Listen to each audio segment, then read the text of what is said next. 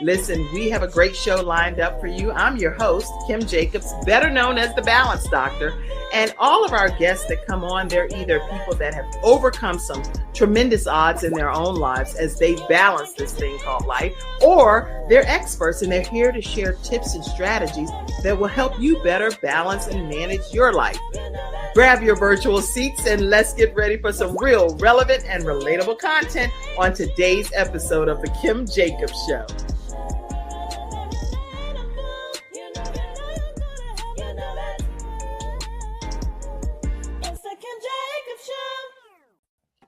Hello, everyone, and welcome to this episode of The Kim Jacobs Show, where we are bringing balance to the world, one household at a time.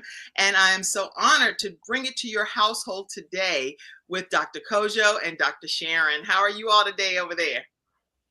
Great. Awesome. Feeling great. Excited to be on.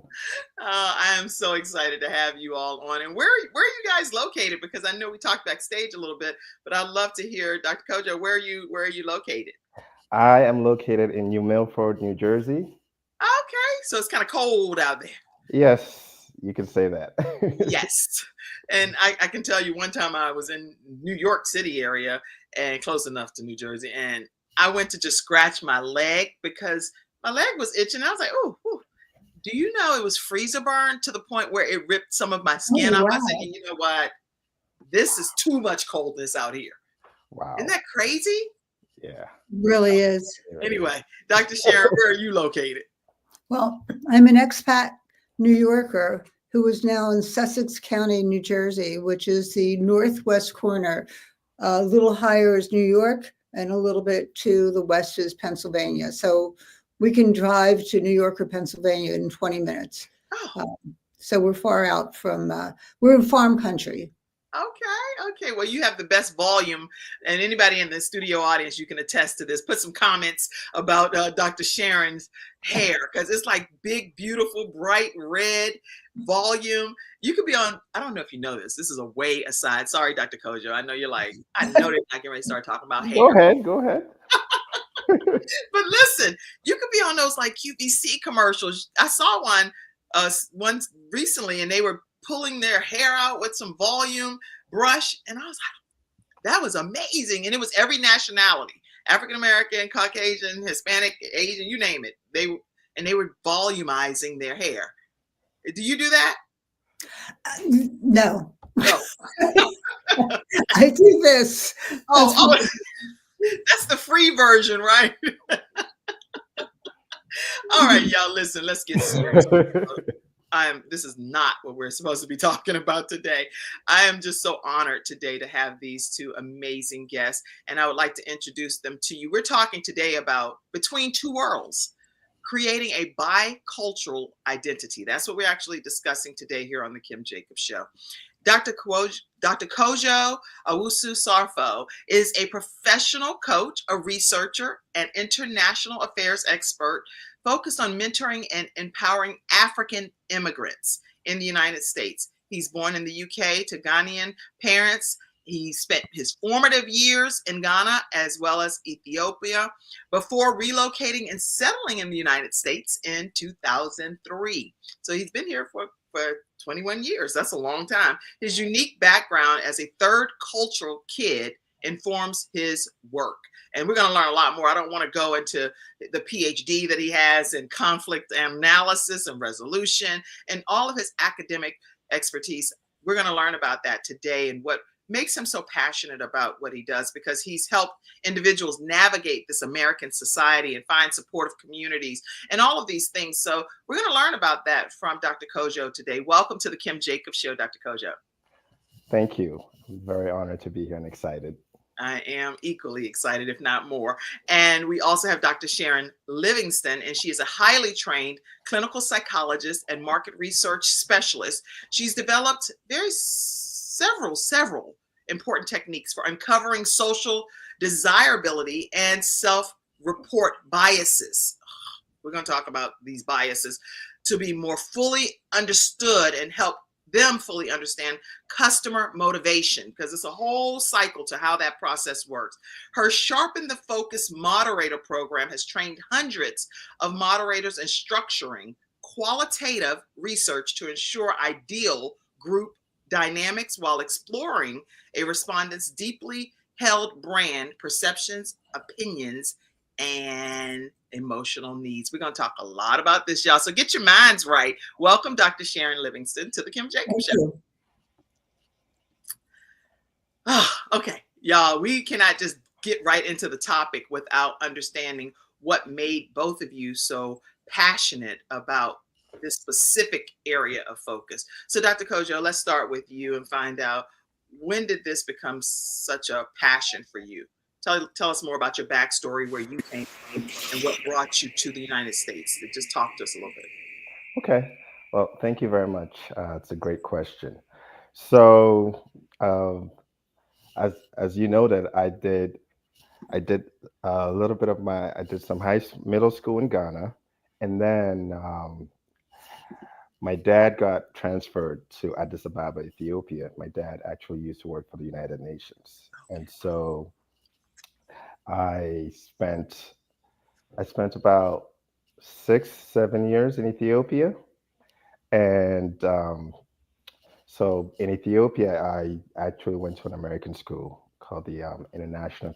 It's called International Community School, but the curriculum was American based, Okay. and so it was quite a transition because, as many of your audience and you may know, Ghana was colonized by the British, and so we grew up with a British educational system.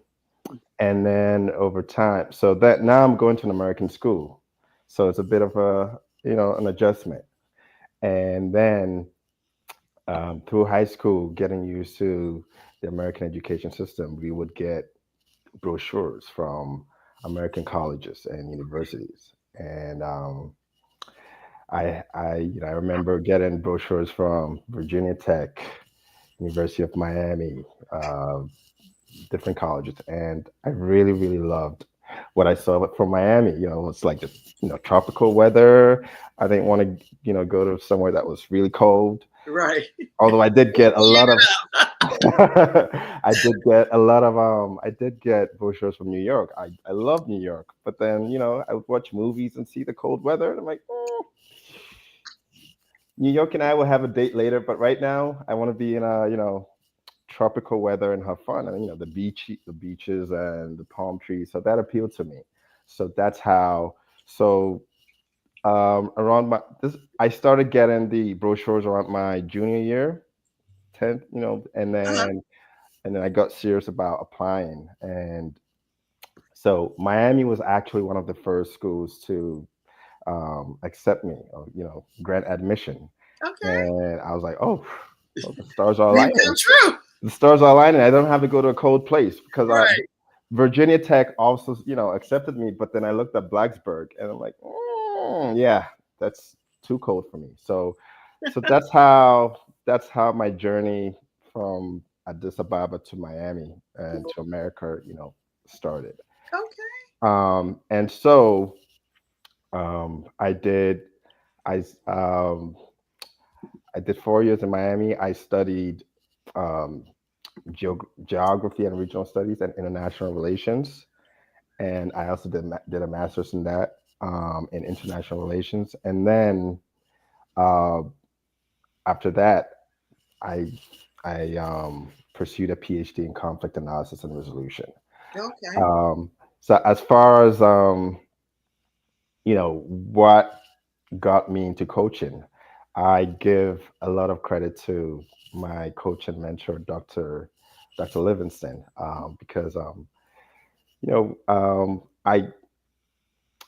I went to her as a coach because I really felt, what, I could see myself as a coach. My friends would always come to me when they're going through.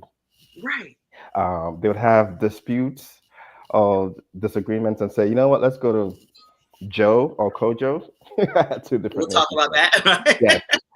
Joe, what do you think? Or Dr. Kwadjo, what do you think? And I would have a lot of pressure, but I would come up with some kind of calm, reasoned solution to the problem. And they may not always be happy with what I came up with, but it it was enough for everyone to get along and get it going and be friendly to each other.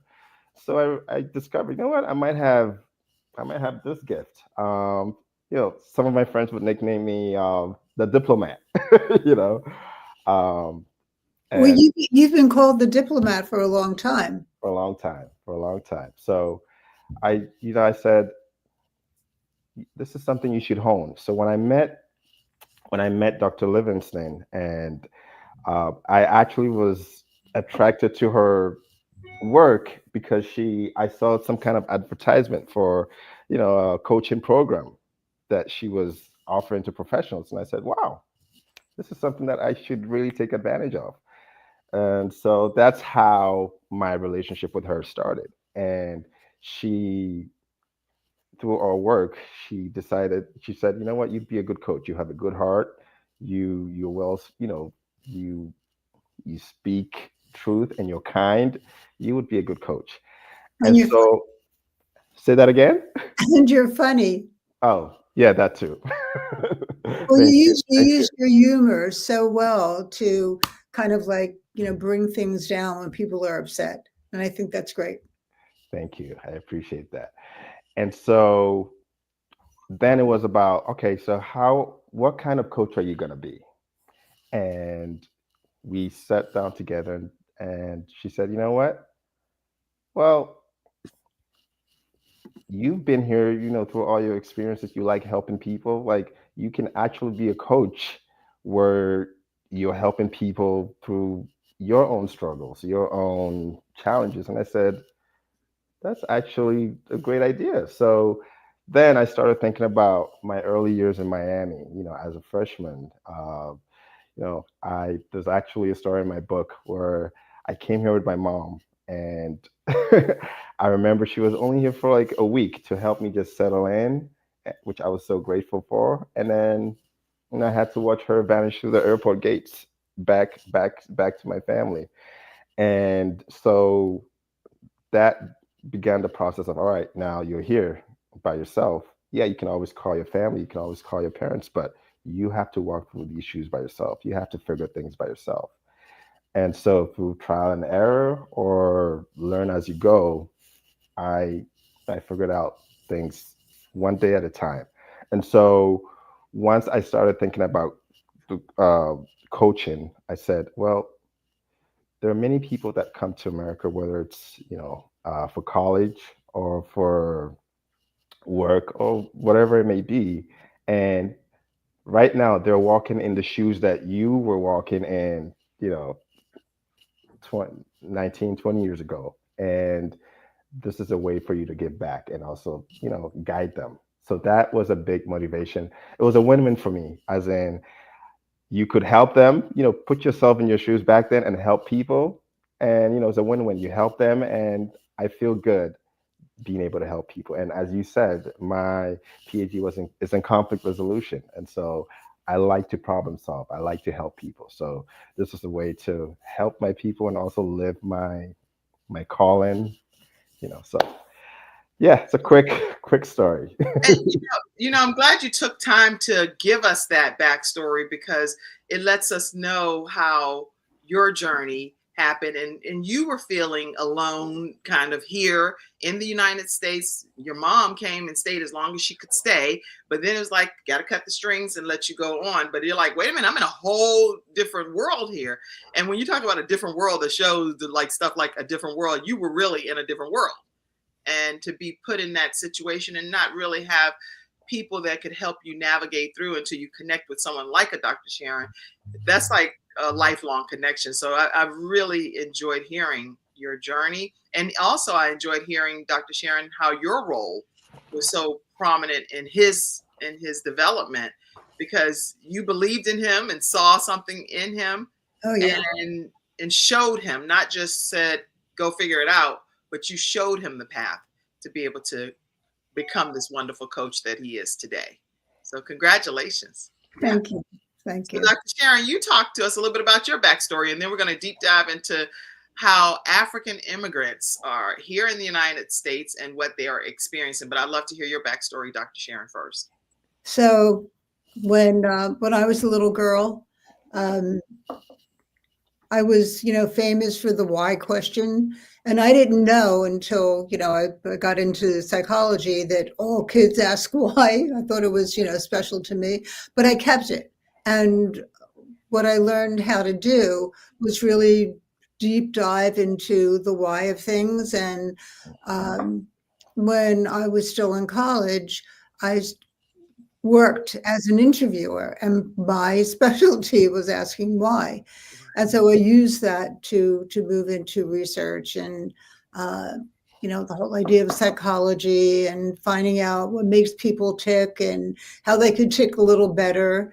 And I grew up in a large family. There were 5 of us children, and so I love working with groups. I love knowing about people. I love being surrounded by interesting people. I mean, Kwadjo is a very interesting person. Um, and Kwadjo, we met like 8 or 9 years ago. I don't remember exactly. But you were a very interesting person from the get-go. Kwadjo came into a workshop that I was leading, and we stayed connected and reconnected to help him make this change for himself, which was really phenomenal. He's a great coach. So you could tell. You could tell. That's good. So your connection with him, how did you all, because I'm trying to visualize, how did you all formally connect? Somebody connect that dot for me. I was running a workshop on something, and he came. Oh, okay.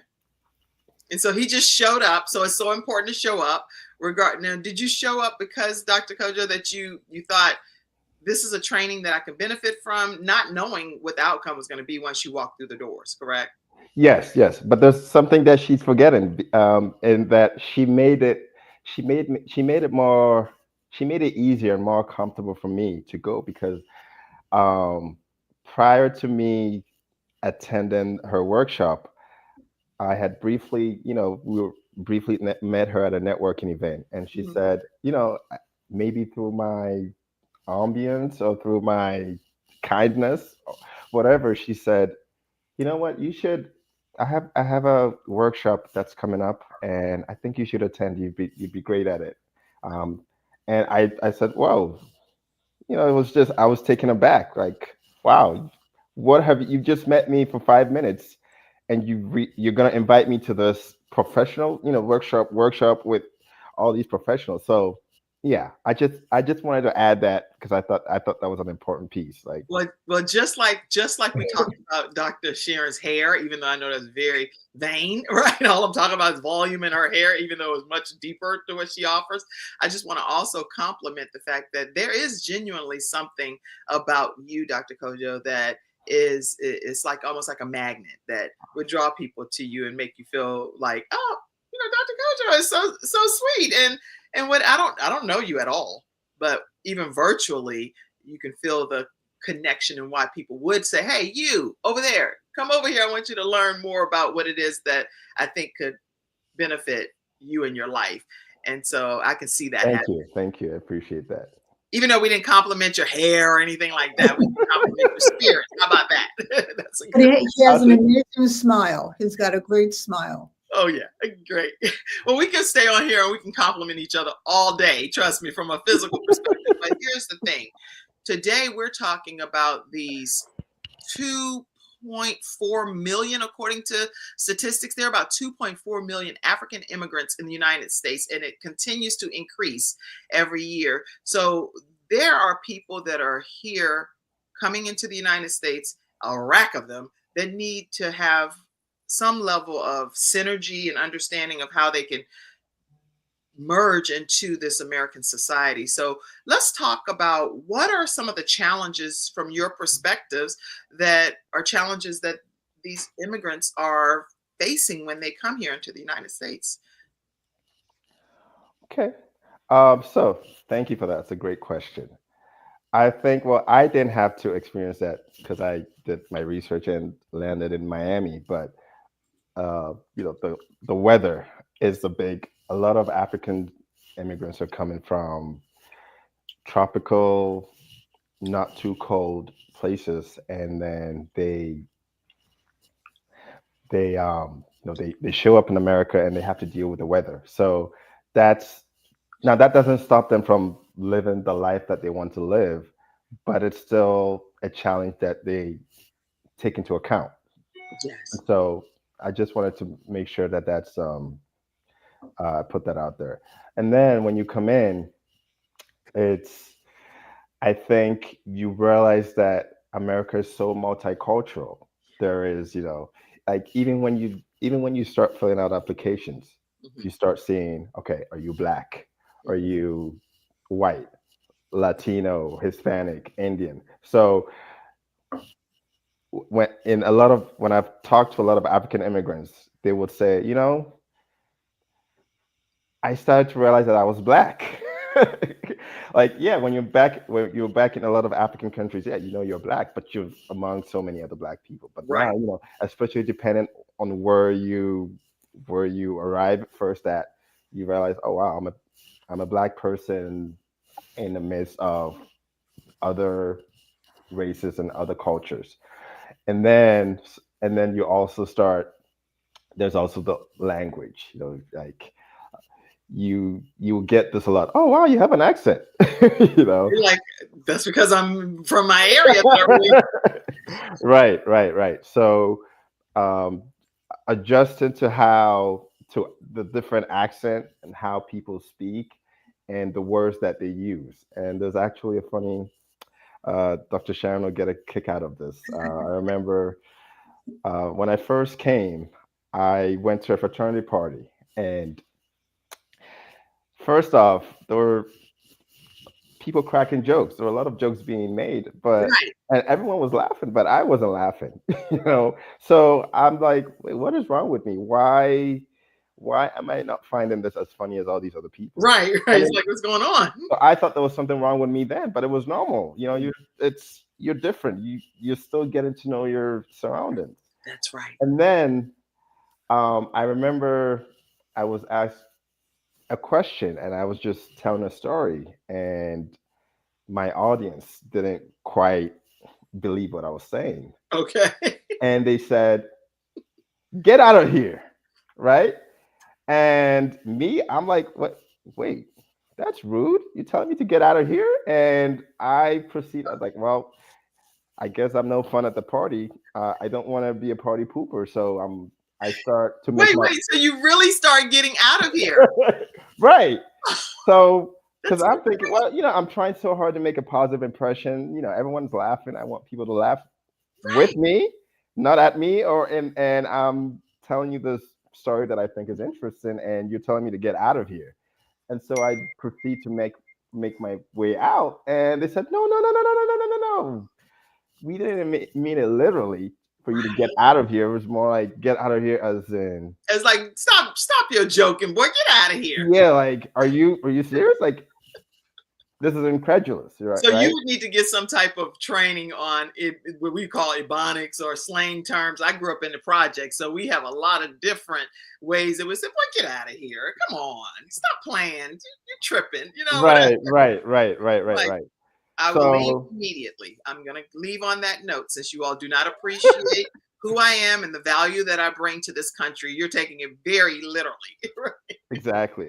And so that's a very vivid memory. And I remember that, okay, so there's quite an adjustment there. And I remember starting to watch American football, and I grew up watching soccer. And the only breaks you have in soccer is halftime. And I'm seeing, there's so many stoppages, and there's like all these yellow flags. I'm like, I've seen something yellow in the soccer, but it's a card, not a flag. There's so many different things going on. So that now I do watch football now. I love American football, but in the beginning I was like, what kind of sport is this? It's like how does the audience even concentrate when there's or So many stay focused? blocks. There's so many stoppages. There's so many commercials. Like when I'm watching soccer, the only time I get commercials is halftime. you know, Right. so and then it was only through watching American football that I started to understand the phrase like, oh, stop playing Monday morning quarterback. I'm like, oh, so that's what it means. Monday, now you're trying to you're criticizing or trying to be the smarty pants after the event.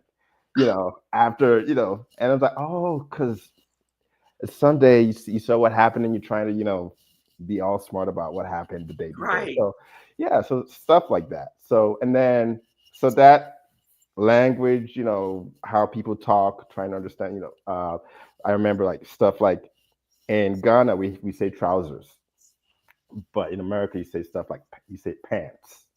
A So I lot would of say, different little right. that So you I, have I, to. I would I would tell people, oh, wow, I like your trousers, and they'll say, what is that? Oh, he means pants, stuff like that. Funny. So that language was definitely an adjustment that a lot of African immigrants have to navigate. Okay. And then what else? Also just finding community, trying to, figure out where do I fit? Who are my people? Like, do I start first with people that look like me and then branch out? And I can't speak for every African immigrant, everybody's different. But I remember that, well, first of all, I was shy when so making friends wasn't the easiest thing for me to Right. do. But I also felt that, okay, Kojo, I'm sure at some point you're gonna meet your Ghanaian friends and your people, but start off by making friends with other cultures first, Okay. But that was also natural to me because remember, I was coming from an international school. It Hmm. was an American school, but then I had friends from Bangladesh, I had friends from Ethiopia, I had friends from the United States, I had friends from all over. And so it was a bit more natural for me to just say, I'm gonna make friends with everybody else, and then I'm sure my Ghanaians and so my African people are always gonna be there.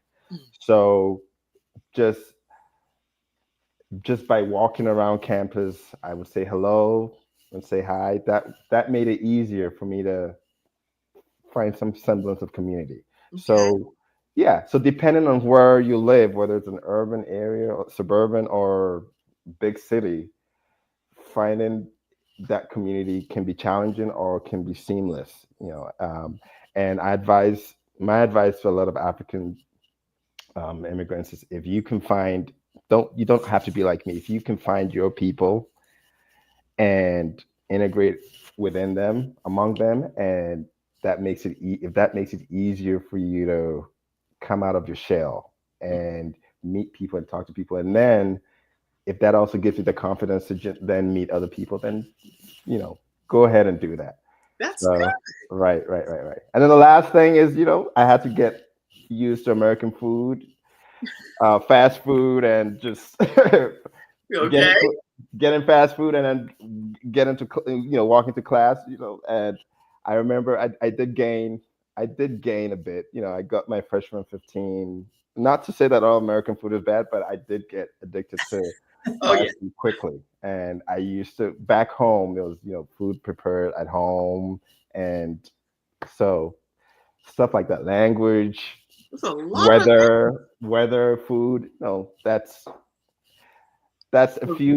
few of the things that I can bring up. There's a lot more in the book, but just Okay. I mean, so language, food, communication, joking, and just bantering back and forth. That all of those things based on the culture, whether it's African. In this particular case, we're talking about African immigrants, but there are imagine any nationality when they're coming into the United States and they're trying to cross some of these cultural barriers. It's so cool hearing about other cultures. Yes, it is, Mackenzie. I agree. I'm learning so much just today about your culture.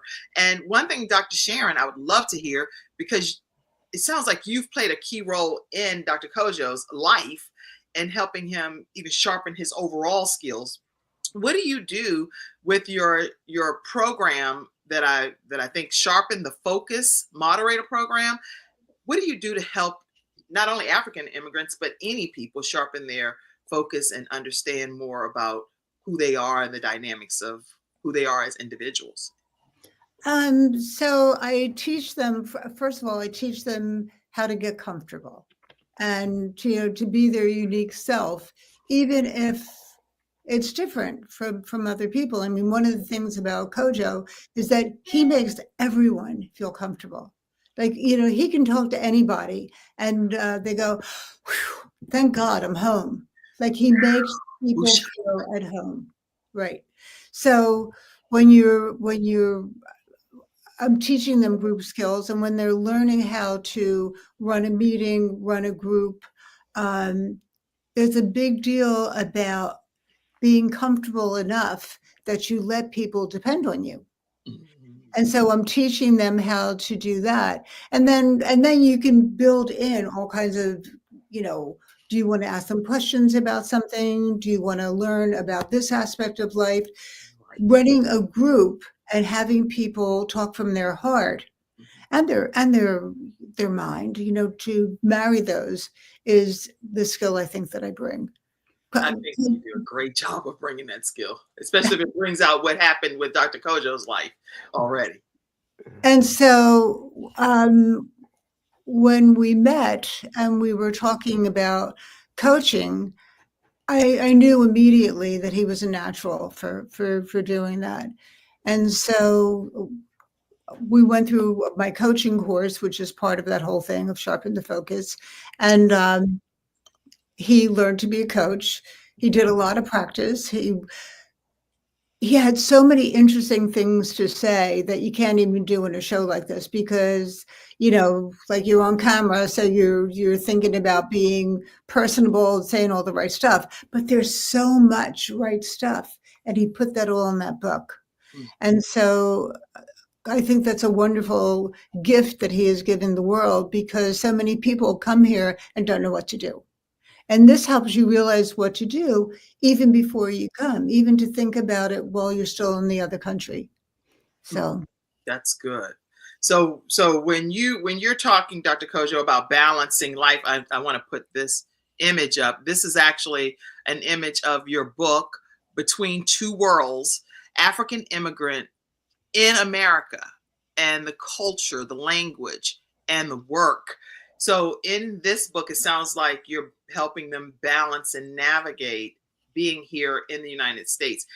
What tips, or like maybe give us just at least 2 or 3 tips on some things that you would share? We want you to get the book. Now that is what needs to happen. First of all, how do they get the book? Let's start there for a second.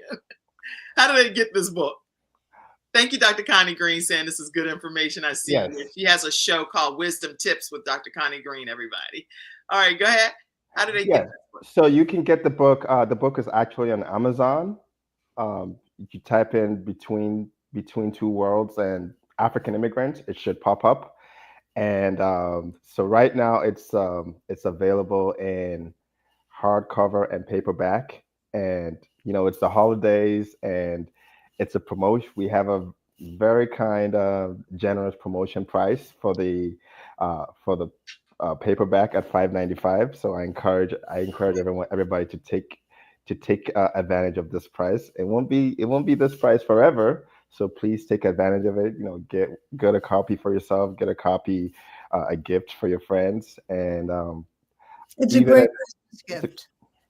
Yes. And it's a good gift to be able to encourage people to understand just one segment of a culture. It's not even just that, we all are encountering at least 2.4 million African immigrants here in the United States, minimum, okay? So just because you see someone that has a certain skin color does not mean that everyone's, they should understand because they're Black. Or it's like, no, we should all be sensitive and considerate and empathetic to all of the different cultures that make up our communities. And all of us live in these different communities that make up a wide variety of people from all nationalities. So what are we doing that's offensive, that's aggravating, that's stereotypical, things that would make people feel like, why is everybody treating me like this? And sometimes the conversation, and I'm sure we could turn this into more like a Housewives of such and such show and turn it into something real dramatic here if we wanted to. But I would like for it to remain in the vein of, what can we do to be considerate of someone else? I think my show is more like Betty Crocker, and people are like, Kim, you need more drama on your show. Y'all can put a little bit of drama, But why do people, let's just talk about this for a second. Why do people categorize that, okay, with your skin color being dark or darker than another nationality, then that makes you black, period. So get with the program and this is who you are and you should be able to make adjustments accordingly. Any theory or thoughts on either of those from either of you all? Well, I think it's who you first meet. So like if I had met Kwadjo as my first person with a different color skin, I would think everyone's a Ghanaian, that they all have that culture and that way of being. When I was a baby, I had a black babysitter and I thought she was my mother. And so your perspective is from your experience. And so, yeah, exactly. That's So good. I think that people meeting the two of you are very lucky because they get this particular perspective and bring that where they go. So, and like you say, Kim, there are a lot of different people from a lot of different countries and a lot of different experiences. I moved from New Hampshire back to New Jersey after many years of being up in New Hampshire, and I had to adjust just from one state to another. So imagine from one country to another, from one culture to another. It's a big deal. You know what? You're shedding so much light from just a psychological perspective of a human nature and human behavior perspective, Dr. Sharon, because we only know what we know. And sometimes because we're in the picture frame, as Les Brown, if you've ever heard him talk about this, we're in the picture frame. This is all I see, is what I see. But the people on the outside are the ones that can really give me true, honest feedback about how I'm coming across. And so you may never think that you're being offensive because you don't see yourself that way. Right. The facts are the facts. Many people say the facts are the facts. So what's the problem here? I'm telling you the truth. But how the truth is being conveyed based on what you just shared, Dr. Sharon, is so important for us to consider. So Kim, how did you get into this? How did you become the balanced person? Oh, yeah. Great question. On me. You know what? Back in the day, I was in the pharmaceutical sales industry, and Les Brown came to speak at one of our national conventions. And when I heard him speak, I was like, oh my gosh, you know what? I can do this, make a living telling my story, right? And so I hopped in the car with him at the event, him and his entourage, spent the day. That's why I hate when people, have all these bad stigmas, because he was such a gentleman, never disrespectful or anything at all. And I'm so honored to be able to say that in honor of Dr. Les Brown, because so many people from all over the world, people have things to say about some of the different celebrities and how they may take advantage of young women and different things. He never did that with me. So I just want to put it out there that Dr. Les Brown is just an honorable man. And if there's any way to ever clip this and put it across the world, that there are some great men out there that are honorable, of young ladies that are looking to have their goals and dreams become a reality. So I started traveling the country with him, Dr. Sharon, and we traveled, I'm saying everywhere, teaching people how to start the seminar business. And ultimately, I was like, oh, I would love to do a talk show. So I started emulating Oprah and Dr. Phil and muting the television and reading the closed caption, only to fast forward, have a show being filmed at the old Jim and Tammy Faye Baker studio. And PBS picked me up as one of the shows that was, it was a whole crew of people, lights, camera, action, all this stuff. And they had me be the talent. And we started a show called Daily Balance with Kim Jacobs. And old Jim and Tammy Faye Baker studio. So that's how I started. What a wonderful story. I love that. Yeah, so dreams can come true big time. I believe that with my whole heart. And it brings me in the presence of kings and queens like you all. So I'm grateful and honored to have you here today. If you would ask Kwadjo and I know we would both agree that you're fabulous. Oh, thank you. And you know what? All I want to do is let my light shine and salt this earth, leave no stone unturned to do whatever I can to help bring balance to people's lives. And when I say balance, I'm not saying that it has to be looking like it's perfect, because there are some seasons in our lives that look like we look way out of sync to society, but really we're exactly where God has us to be in this particular season of our lives, and He already knew it would happen. So, you mind if I add something? Or because first up, thank you for your story. Very inspiring story, and very glad to be in this show. But just speaking about balance, it actually, just to add on to your point and Dr. Sharon's earlier point about just, you know, I wanted to, you had asked me, Kwadjo, what tips would you, any tips? And I yeah, forgot to answer that. So this is a good way to connect all the different strands. I think that a good tip is just for African immigrants and just for everyone in general is just being open-minded. So being open-minded, don't go into anything with with a closed mind, or I know we all have prejudices, but just be open-minded, be receptive to feedback, use your active listening skills, and it's always and or, not this or that. And why do I say that? For me, I felt it was a bit easier for me because I went to a school with so many different nationalities and different cultures, and so I had no, and so from a young age, I had no, I learned to be open minded, and so that helped me when I came in here. Like, oh yeah, I'm black, but well, there's other Africans here, there's Hispanics here, there's white people here. Go celebrate whether it's St. Patty's Day, Thanksgiving. Yeah, you've never watched American football. You initially thought it was a silly sport with all these stoppages, but check it out. Commercials or no commercials, check it out. So that open-mindedness, I feel, helped me become a more balanced individual. that's So good. just wanted to add that. And then the other tip that I would add is also, I think it's connected to this, is that when you're coming into a new place, we all have our insecurities. We all have our fears. Are they going to accept me? This is a new place. Is that just come in, have a positive outlook of yourself. Just know that, hey, I'm proud of my culture. I grew up from good stock.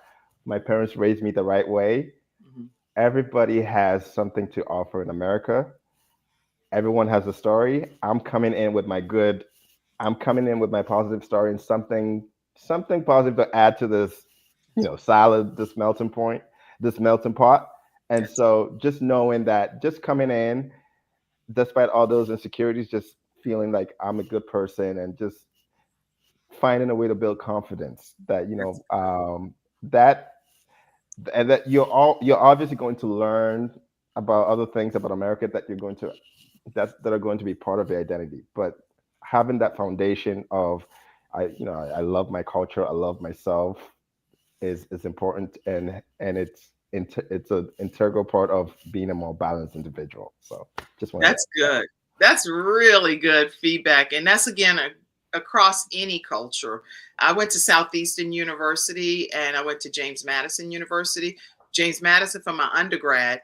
And when I say I spoke to everybody, no matter what their nationality was, it didn't matter. I would ask people, are you having a great day? Wasn't doing it for any reason other than genuinely to find out if they were having a great day.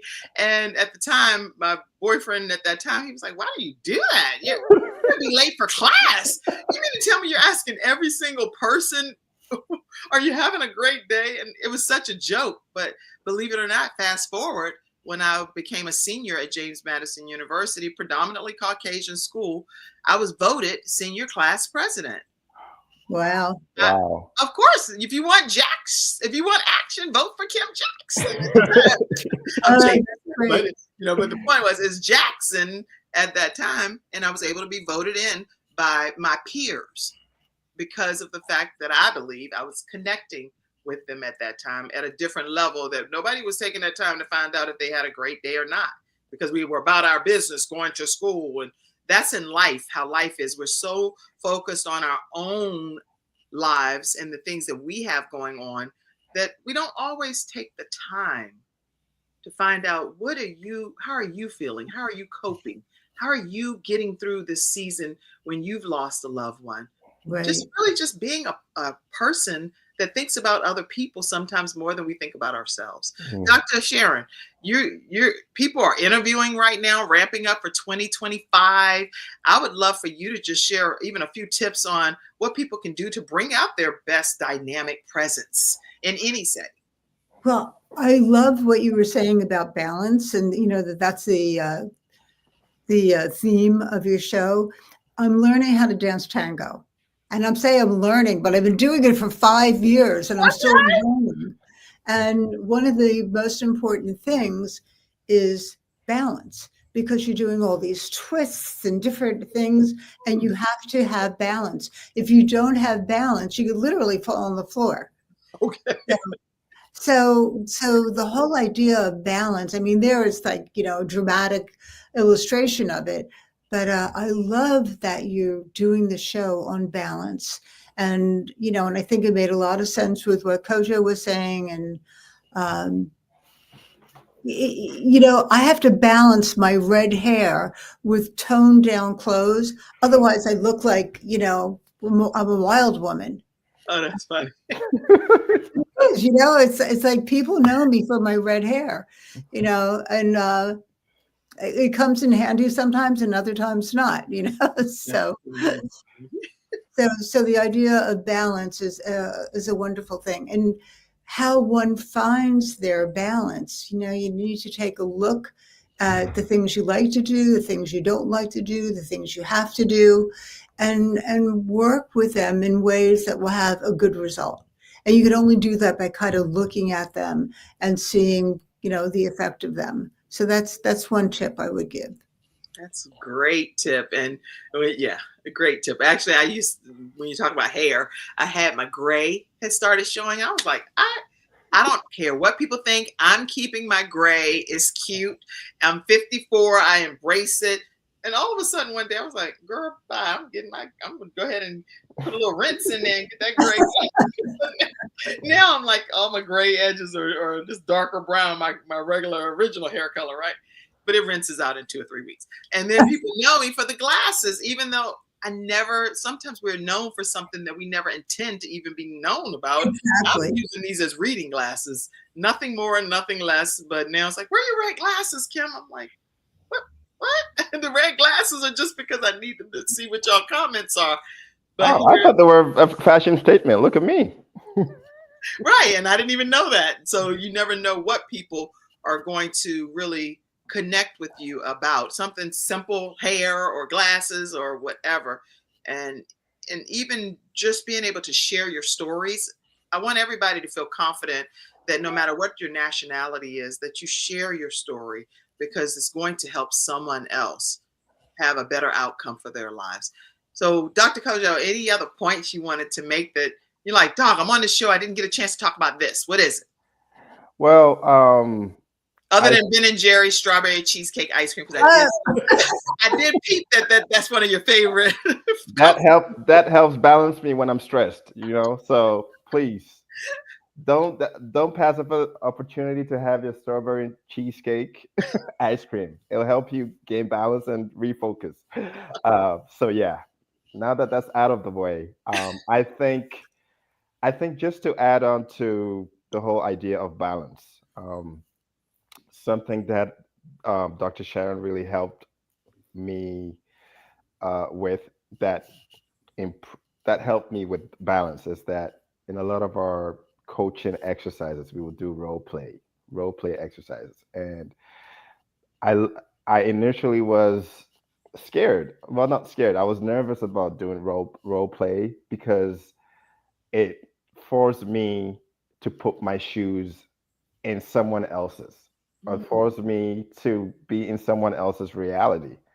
And so I was scared, like, wait, you're telling me to be you and you to be me, but I'm not sure. I'm not as experienced as you as a coach. How can I play you? Or right. You don't, are you sure you know how I feel or what I'm feeling at this moment? How can you play me? So there was a lot of hesitation. There was a lot of nervousness. Yeah, I was like, well, you know what? I'm trusting you that this is going to pay off.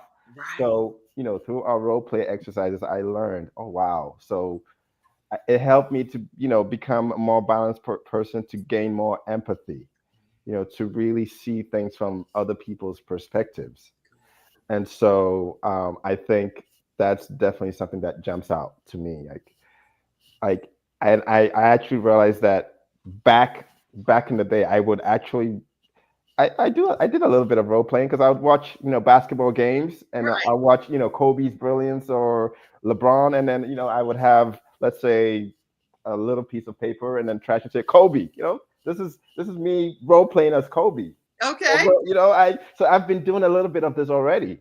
Right. Just trying to be in the mind or in the world of Kobe Bryant for 1 second. Now I wasn't always successful at making a basket like Kobe, but it was my way of, wow, okay, so this is just, I've been doing this role play thing a little, for some time. I just didn't think it was role play.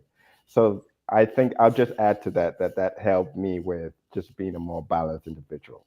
That, That's so good. anybody can come to me and tell me something, and I try to, in my way of trying to understand them better or gaining more empathy, like I try to walk in their shoes and role play, like, all right, so this is how they feel.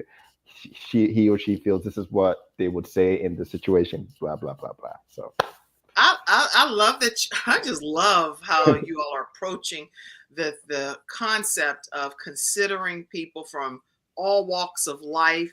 This right here would just make the world a better place if we do exactly what Dr. Kwadjo and Dr. Sharon are sharing here on the Kim Jacobs Show today. Dr. Sharon, any other thoughts you had that you wanted to share as well? I think that one thing that makes a good coach is having intuition, having comfort with your intuition. Like the three of us are highly intuitive. I can tell just, in this short amount of time. And I knew that with Kwadjo, like right away. And that kind of intuition and awareness of it allows you to do, the role plays. Not everyone can do a role play. They go, they can't do it. You want to do a role play together right quick before we, because I'm a big role play person. I love role playing. So finish your point, and then we're going to do a role play. Go. Keep on. Okay, go for it. I basically said it. That was good. Oh, I cut you off though. You sure you don't want to say No, a good coach is intuitive. And so if you're looking for a coach, you want to find someone who's got that sensitivity. And you'll know it because you feel like they're reading your mind. And the reality is we read each other's minds all the time, but some of us know it and others don't. So that's good. Good.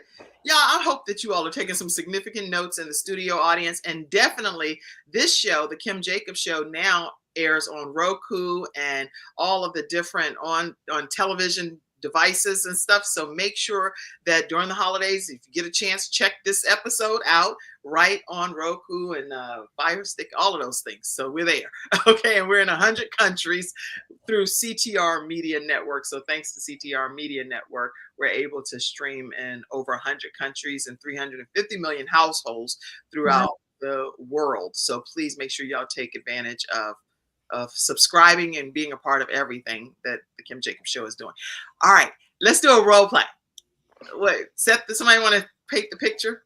Maybe give us a picture out of your book, The Between Two Worlds, y'all. If you have not gotten this book, it's available in paperback copy with all the Black Friday and all of the different sales that's happening throughout the holiday. You want to grab this book, Between Two Worlds, right on Amazon and get it at a very discounted rate and learn how we can consider African immigrants that are transitioning here to the United States and make them feel a lot more welcome in our culture. Okay, go ahead. Okay, so somebody is a Ghanaian mother who is helping her child to make a decision about coming to America or not. Mm-hmm. Somebody, okay, so Kim, why don't you be the new immigrant, the kid? You're going to be the kid. You're a young man. You're a young man who is a little bit nervous about it. And Kwadjo, you're the mother, and you are trying to figure out whether or not this is a good decision and helping. So one of the two of you do it, and I'll ask questions. Okay, so I'm the son, and I'm talking to my mom. Right. Okay. And we're still in Ghana. Yeah. Okay. And you're like 15 years old. Okay. Okay, let me put some different color glasses on. Everybody only know me for my red. Oh, there you go. Much better. Okay, wait. Let me see. I really like role playing. Give me a second. Let me get something else.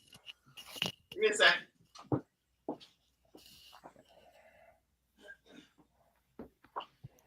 Ooh, Ghanaian mother.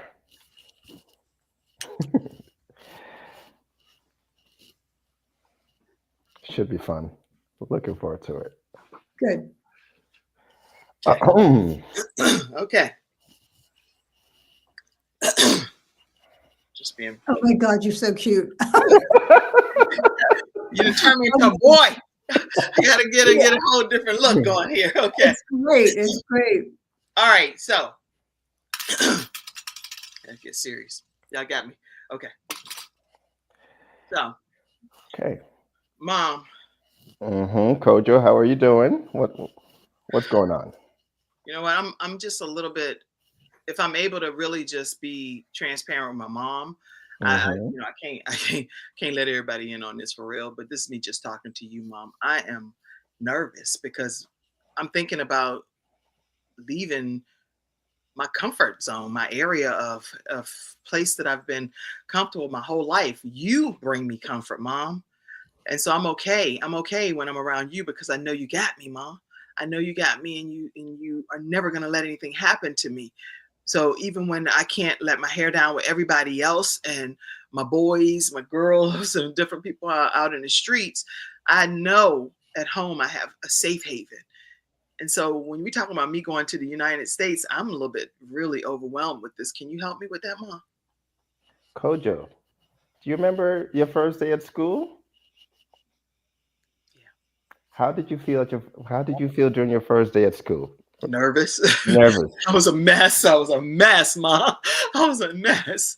I was like, Lord, let this day end so I can get home and tell my mama all about it and eat some strawberry cheesecake, Ben & Jerry's, man. Exactly. Now you remember on your first day at school, yes, you were nervous, but you went to school by yourself. And you remember I wasn't with you then. Is that correct? That's correct. Yeah. Right. Yes, ma'am. But now when you go to school, who do you go to school with when you go to school now? Well, first of all, I go to school I take myself, number one. But then I also have my friends, some people that I've developed friendships with now that I think they have my back. They have my best interest. We're okay. I trust them enough, Right. Exactly. So remember, you went from being nervous and being nervous on your first day at school, wanting to come back home quickly to eat your favorite dinner, to you just sometimes you can't even stand me, and you're just happy to go to school and be with your friends, and you find your comfort zone there. Is that correct? I hear you saying that, Mom, because I actually always can stand you and I love you, and I even though I don't tell you that often, I do know that you're my biggest fan, my biggest cheerleader. Well, I love you too, Kwadjo. I love you very much, and so I want you to transport this same sense of comfort, this same comfort zone that you have when you go to school, whether either by yourself or with your friends. And I just want you to just save that in your memory. And I'm confident that I've raised you to be a very independent, confident young man. You're going to do great in America. And every time you're in the United States and you feel this sense of loneliness or insecurity or whatever it is, remember this comfort zone that you're able to put yourself in when you're in school by yourself or with your friends. Tap into that and you'll be fine. And, if there's anything bothering you, I'm only a phone call away. You can always call me after class and we can talk, but you've got what it takes. You just have to tap into that comfort zone. And just like you were nervous on your first day at school, but then as time went on, you grew into it and became more comfortable. I'm confident that this is the same dynamic that you're gonna follow through in the United States, and you're gonna be fine. Okay. Thank All right. you. Thank you, Mom. I feel You're better, welcome. so I can just take a mental vacation, is what I think I'm here. I can go away, come back home, and I'll technically be right here in Ghana, even though I'm there in the United States. That's my takeaway from books here. So There you go. thank You're you. welcome. Bravo. Both of you did a good job. All right. Anything you want to say about that role play, Dr. Sharon? Well, first of all, you got into it and you did it. If we had more time, I'd be asking more questions, but that was a really good place to end. And I was really happy that as Kwadjo, you weren't wearing your red glasses, because then I wondered about, oh, he's a little bit bold. I wonder how that's going to work, Anyway, I'm kidding. So, yeah, I thought you both did a great job. So, Kwadjo, one of these days you'll be a great parent. I can tell. You are, Kwadjo. Are you not a parent yet, Kwadjo? No, not yet. Not yet. You will be a fantastic. Are you not a husband either yet? No, not yet. Oh my gosh, y'all! Not now. Now let me turn my red glasses sideways. Not that I'm playing matchmaker here on the Kim Jacobs Show, but y'all, and you know what? The Bible talks about a man finding a wife, then he finds a good thing. So if you want to be found by Kwadjo, this is how you stay connected. That's so funny. It's like now and put you out there on a whole matchmaker situation. But anyway, Dr. Kwadjo. Oh, Dr. That's Kwadjo. great. That's great. Kwadjo, you're going to be overwhelmed now. All you gotta do is email Dr. Kwadjo. Oh boy, look what you've done now. KWADJO@gmail.com. Dr. KWADJO@gmail.com, and phone number is 786-301-2797. Again, 786-301-2797. And I say that because we have audio podcast listeners as well. So anywhere that you get your listening downloads, you can also download the Kim Jacobs Show and revisit this episode. And to stay connected with Dr. Sharon, you'll go to Dr. Sharon Livingston at gmail.com. Again, that's doctor, and doctor is DR in this case, Dr. Sharon Livingston at gmail.com, 201-739-4700, 201-739-4700. Any closing comments, y'all? We're going to get on off this show. It was fun. Ladies first. Dr. Sharon? It was fun. It was really fun. So you did a great job of bringing us out. Thank you so much for being here, Dr. Kwadjo. It was great. I had such a great time. Remember, don't forget, I'm Dr. Kwadjo. I can help you. I'm a good coach. And yeah, my book would be a great gift too. It is going to definitely be a great gift. Make sure you know that if any episode of the Kim Jacobs Show has been a blessing to your family in any way, please take a moment to just Cash App Kim Jacobs Inc. Or you can even do a PayPal, paypal.me/Kim Jacobs Inc. We have Venmo at the Kim Jacobs Show. And we also have Zelle, which is 704-962-7161, and is scrolling on the screen below. I am a new pastor, for those of you that may not know that. And we've only been a church for 1 month. So please know that we are at the Brownstone Signature Events venue in Charlotte, North Carolina. Now, again, this streams in 100 countries. So if you're not in Charlotte, North Carolina, you can do it online as well and participate in our services virtually, because we do stream them every Sunday at 10 a.m. But if you're local to Charlotte, go to 12080 University City Boulevard. It's about 10 minutes from UNC Charlotte, and you can come and be a part of our worship experience as we stand on the promises of God. And that's every Sunday at 10 a.m. All right, everybody, that is our episode today. Get this book on Amazon, Between Two Worlds: African Immigrants in America, the Culture, the Language, the Work, all of these things that Dr. Kwadjo outlined today. What do you want readers to walk away knowing? Tell us that last point. That we African immigrants have a lot to offer to America, and we add value. We're just like everybody else, and that we appreciate the United States, and we're happy to be here and to add to this great American story. Well, thank you. And thank you for taking the time again to be here today, both of you. You're amazing. And I'm so honored to have hosted you here today. All right, everybody. Thank you, Mackenzie. Everybody enjoy your Thanksgiving. If you're watching this as a replay and it's after Thanksgiving, enjoy whatever time you have with your family and friends. And I love all of you all. I'll see you again Monday through Friday at 11 o'clock a.m. Eastern Standard Time right here on The Kim Jacobs Show. God bless you all and love you all. Mackenzie, take it away. Thank you. Thank you for tuning in to today's episode of The Kim Jacobs Show and for being in the virtual studio audience. Your presence truly does make a difference, and I look forward to you bringing your friends and family to join you in the virtual studio audience Monday through Friday at 11 o'clock a.m. Eastern Standard Time. I look forward to seeing you and make it a great day.